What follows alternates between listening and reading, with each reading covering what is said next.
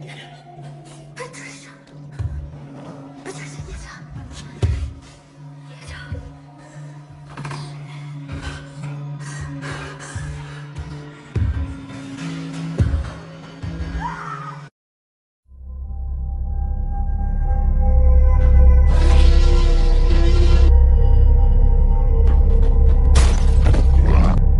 Hollywood diary के आज के एपिसोड में आप सबका स्वागत है।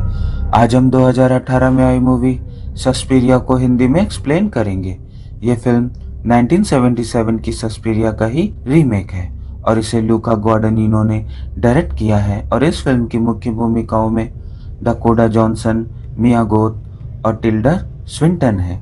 तो चलिए स्पॉइलर अलर्ट के साथ एक्सप्लेनेशन स्टार्ट करते हैं। फिल्म की शुरुआत में हम एक लड़की पैट्रिसिया को वेस्ट बर्लिन में देखते हैं। ये 1977 की जर्मन ऑटम के समय की कहानी है, इसलिए यहाँ चारों तरफ अफरा तफरी और आंदोलन करते हुए लोग भी दिखते हैं। यहाँ पैट्रिसिया बहुत ज़्यादा अनस्टेबल दिख रही थी और वो साइकोलॉजिस्ट डॉक्टर क्लैम्परर के पास जाती है। वो किसी चीज़ से बहुत ज़्यादा डरी हुई थी और वो डरते हुए क्लैम्परर को बोलती है कि डांस एकेडमी में मौजूद सभी औरतें विच है और उन लोगों ने उसके बाल, यूरिन और आंखें भी ले ली है और वो अब भी उसे देख रही है। वो बोलती है कि मार्कोस उसकी बॉडी में आना चाहती है और वो ये फील भी कर रही है। साथ ही वो बोलती है कि अगर वो एकेडमी वापस नहीं गई तो वो विच उसकी जगह सारा या ओल्गा को यूज़ करेगी और इसलिए उन्हें अलर्ट करना ज़रूरी है। और फिर वो घबराहट में अपना पर्स वहीं भूलकर वहाँ से चली जाती है। नेक्स्ट सीन में हम एक लड़की सुसी को देखते हैं जो अमेरिका से बर्लिन मार्कोस डांस एकेडमी में एडमिशन के लिए आई थी। और फिर जब वो एकेडमी में जाती है तो वहाँ मौजूद डांस टीचर सुसी का ट्रेन डांसर ना होने के कारण उसके सिलेक्शन को लेकर थोड़ा डाउटफुल होती है। यहाँ सुसी को ऑडिशन के समय बिना म्यूजिक के ही डांस करने को बोला जाता है और जब सुसी डांस करती है तब दूसरे रूम में मौजूद मैडम ब्लैंक उसके डांस को फील करती है और फिर वो भी वहां आकर उसका डांस देखती है। यहाँ हम आपको बता दें कि मैडम ब्लैंक उस एकेडमी की सेकंड सीनियर मोस्ट डांसर है और ऑडिशन के बाद सुसी उस एकेडमी की लड़कियों को देखती है जो कि पैट्रिसिया के बारे में ही बातें कर रही होती है और फिर मिस टर्नर उसे बताती है कि उसका सिलेक्शन हो गया है, साथ ही उसे फ्री में रहने की जगह भी मिलेगी। ये सुनकर सुसी बहुत ज्यादा खुश हो जाती है क्योंकि उसके पास इतने पैसे नहीं थे कि वो बाहर कहीं रूम लेके रह सके। यहाँ सारा नाम की एक लड़की सुसी की वहाँ सेटल होने में हेल्प करती है और इसी दौरान बैकग्राउंड में हम एक न्यूज़ सुनते हैं जिसमें आतंकवादियों द्वारा एक एरोप्लेन को हाईजैक करने की खबर थी और हम आपको बता दें कि ये खबर 1977 में हुई एक सच्ची घटना है। आगे हम देखते हैं कि वहाँ पर वोटिंग चल रहा होता है और उस एकेडमी की सभी औरतें मैडम ब्लैंक और मार्कोस में से किसी एक को सेलेक्ट कर रही थी। फाइनली मार्कोस 3 वोट से जीत जाती है और एक बार फिर से उस एकेडमी के डिसीजंस पावर मार्कोस के पास होते हैं। इसी दौरान वहाँ किसी रिचुअल की भी बातें हो रही थी और उस रिचुअल में पैट्रिसिया के फेल होने के बाद किसी और लड़की को सेलेक्ट करने की भी बातें की जा रही थी। यहाँ इनकी बातों से ऐसा लगता है कि ये सचमुच में विचिस है। आगे हम देखते हैं कि सभी लड़कियां डांस प्रैक्टिस कर रही होती है और वहाँ ओल्गा नाम की एक लड़की पैट्रिसिया को लेकर बहुत ज़्यादा परेशान थी और वो मैडम ब्लैंक और बाकी औरतों को चिल्लाते हुए विच बोलती है और साथ ही वो पैट्रिसिया के गायब होने के पीछे उन सभी को ब्लेम भी करती है। आगे हम देखते हैं कि जब वो वहाँ से जाने लगती है तब उसकी हालत हद से ज़्यादा ख़राब होने लगती है और उसकी आंखों से बहुत ज़्यादा आंसू गिरने लगते हैं और फिर वो उस एकेडमी से बाहर जाने की बजाय वहीं एक कांच के रूम में फंस जाती है। वहीं दूसरी तरफ मैडम ब्लैंक ओल्गा की जगह किसी और को लीड डांसर चुन रही होती है। तभी सुसी बोलती है कि वो ओल्गा को रिप्लेस करेगी। यहाँ ब्लैंक उससे बोलती है कि तुमने अभी अभी एकेडमी ज्वाइन किया है और तुम्हें यह डांस भी नहीं आता। तभी सुसी बोलती है कि मैंने डॉक्यूमेंट्री में ये डांस कई बार देखा है और उससे ये सारे स्टेप्स भी आते हैं। और फिर ब्लैंक उसके हाथ और पैरों को प्रेस करती है और प्रेस करते हुए कुछ प्रे भी करती है और फिर सुसी वो सारे स्टेप्स को बहुत ही आसानी से करने लगती है। लेकिन जैसे जैसे सुसी अपनी बॉडी को मूव कर रही थी वैसे ही वैसे ओल्गा की बॉडी भी अपने आप मूव होती है और यहाँ ओल्गा की हड्डियाँ टूटते जाती है और अंत में हम देखते हैं कि ओल्गा की बॉडी अजीब तरह से मुड़ गई है। और फिर ओल्गा के पास एकेडमी की कुछ औरतें आती हैं और वो ओल्गा को मीट हुक में फंसाकर वहां से ले जाती है। यहाँ ये कंफर्म हो जाता है कि इस एकेडमी की सभी औरतें विचेस हैं और वो डांस सीख रही लड़कियों के साथ गलत करती है। आगे हम देखते हैं कि लीड डांसर बनने के बाद ये चुड़ैलें सुशी का भी यूरिन कलेक्ट करती है। और यदि आपको याद होगा तो मूवी के स्टार्ट में पैट्रिसिया ने डॉक्टर कैम्पलर को बोला था कि उन चुड़ैलों ने उसका यूरिन भी ले लिया है। यहाँ सुशी और सारा एक दूसरे की बहुत अच्छी फ्रेंड बन जाती है और साथ ही मदर ब्लैंक भी हर तरीके से सुशी को सपोर्ट कर रही होती है। वहीं दूसरी तरफ डॉक्टर कैम्पलर को पैट्रिसिया की डायरी मिलती है और इसमें हमें कई सारी बातों के बारे में पता चलता है। इसमें लिखा था कि इस एकेडमी की सभी विचेस 3 एंशिएंट विचेस मदर्स को फॉलो करती है, जो कि एक तरीके से इन लोगों के लिए 3 भगवान के जैसी है, जो कि है मदर सस्पेरियोरम, मदर ऑफ साइन, इसके अलावा मदर लैक्रिमारम, मदर ऑफ टीयर्स और मदर टेनेब्रारम, मदर ऑफ डार्कनेस। और इस एकेडमी की सबसे सीनियर विच मार्कोस खुद को मदर सस्पेरियोरम बोलती थी और इसलिए सभी विचेस उसकी रिस्पेक्ट भी करती थी। उसकी बहुत ज़्यादा उम्र होने के कारण उसकी बॉडी भी गलना स्टार्ट हो गई थी और इसलिए उसे कोई और बॉडी की ज़रूरत थी और इसीलिए पैट्रिसिया ने लिखा था कि मार्कोस उसकी बॉडी में आना चाहती है और इसके लिए विचेस बहुत ही जल्द एक रिचुअल भी करने वाली है। और ये बातें जानकर डॉक्टर क्लैम्पलर को कुछ गलत लगता है, इसीलिए वो पुलिस स्टेशन जाकर पैट्रिसिया के गुम होने और उस एकेडमी में कुछ गलत होने की रिपोर्ट लिखवाते हैं। वहीं दूसरी तरफ हम देखते हैं कि सुशी को रात में भयानक सपने आते हैं और सारा पैट्रिसिया को लेकर थोड़ा परेशान थी, इसलिए सारा और सुशी एकेडमी के ऑफिस में जाते हैं और पैट्रिसिया के डॉक्यूमेंट्स को सर्च कर रहे होते हैं। इसी दौरान 2 पुलिस ऑफिसर्स भी वहां आते हैं जो कि डॉक्टर कैम्पलर की कंप्लेन से रिलेटेड इन्वेस्टिगेशंस के लिए वहां आए थे, लेकिन ये विचेस उन दोनों को वश में कर उनके साथ बदतमीजी करती है। यहाँ सुशी भी उन्हें ऐसा करते देखती है, लेकिन उसे ये सब थोड़ा फनी लगता है।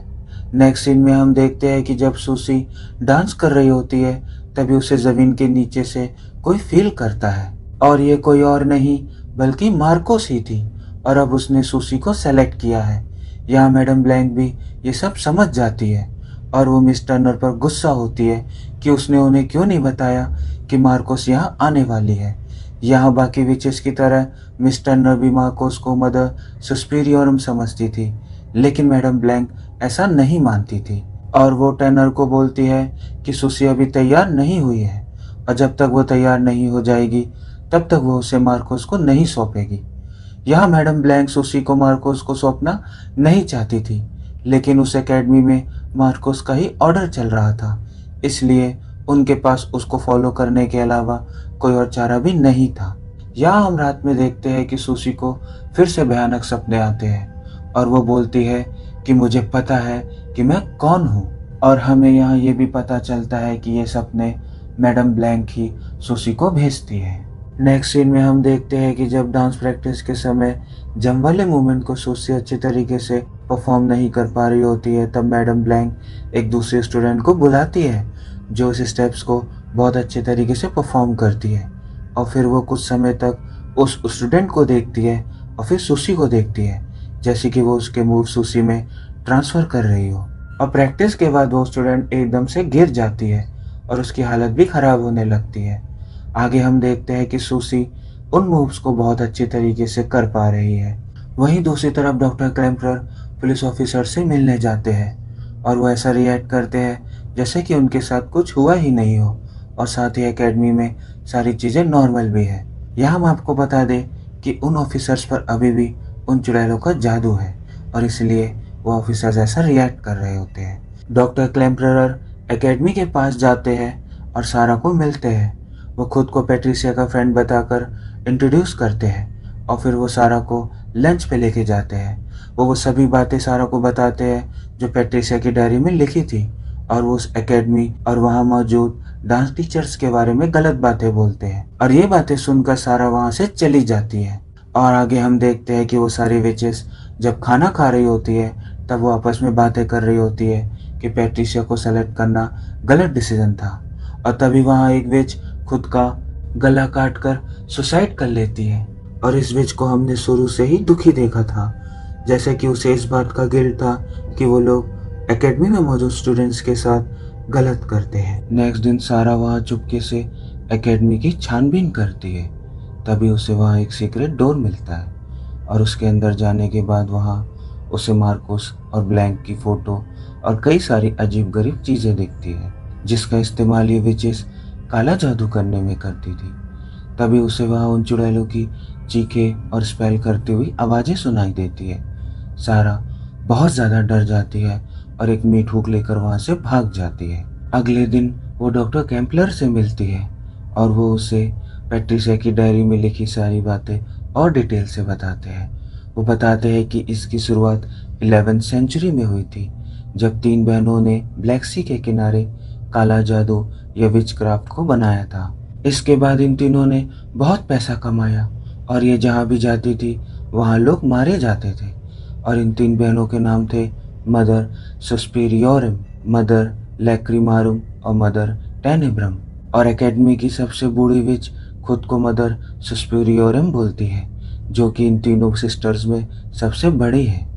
ये सब जानकर सारा हैरान हो जाती है और वो पैट्रिशिया को उन सीक्रेट चैम्बर्स में ढूंढने की बातें करती है। इसके बाद जब वो वहाँ से जाती है तो उसे ऐसा लगता है कि ये चुड़ैलें उस पर नज़र रख रही है और वो ये सारी बातें सूसी को भी बताती है, लेकिन सूसी उसकी बातों पर ज़्यादा ध्यान नहीं देती और वो वापस से प्रैक्टिस में बिजी हो जाती है। आगे हम देखते हैं कि जब सूसी के बाल कट किए जा रहे होते हैं तब ये चुड़ैलें उसके बाल भी रख लेती है।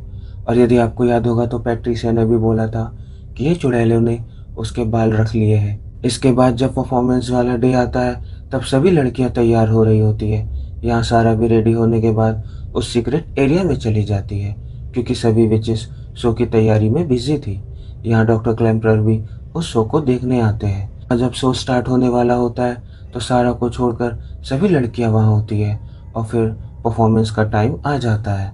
यहाँ सारा के ना होने के कारण सारा के बिना ही परफॉर्मेंस स्टार्ट कर दिया जाता है। वहीं दूसरी तरफ फाइनली सारा को पैट्रिशिया मिल जाती है, लेकिन पैट्रिशिया की हालत बहुत ज़्यादा खराब थी और उसका शरीर भी गल रहा था, जैसे कि वो कोई लाश हो। वहाँ ऐसे जिंदा लाश जैसी लड़कियां थी। तभी उसमें से एक सारा के पास आने लगती है। सारा डर कर वहाँ से भागती है और भागते हुए सारा का पैर एक गड्ढे में पड़ जाता है, जिसके कारण उसकी पैर की हड्डी टूटकर बाहर आ जाती है। यहाँ सारा दर्द से तड़प रही होती है। और वहीं दूसरी तरफ डांस परफॉर्मेंस के दौरान डॉक्टर कैम्पलर ये नोटिस करते हैं कि वहाँ सारा नहीं है।